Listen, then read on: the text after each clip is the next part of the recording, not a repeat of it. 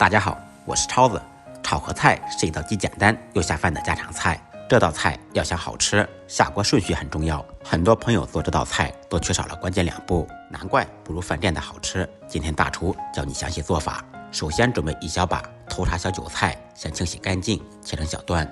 春天的头茬红根小韭菜又嫩又香，这个季节一定要多吃一点。切好以后放入碗中备用。纯红薯粉条泡软以后，放入1点老抽，搅拌均匀，再放入1点葱油，再次搅拌均匀。这样处理的粉条入味上色，炒的时候不粘也不坨。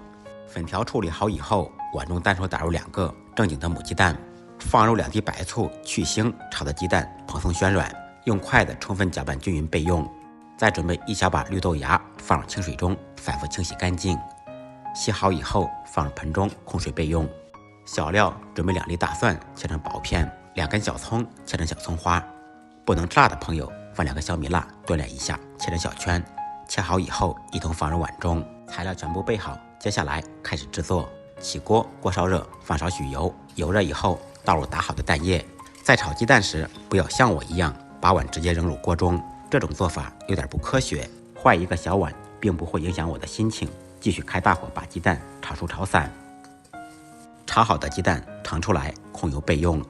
另起锅，锅烧热，放少许油，油热以后放入蒜片、葱花、小米辣，爆出香味。小料炒香，先放入豆芽，开大火快速翻炒。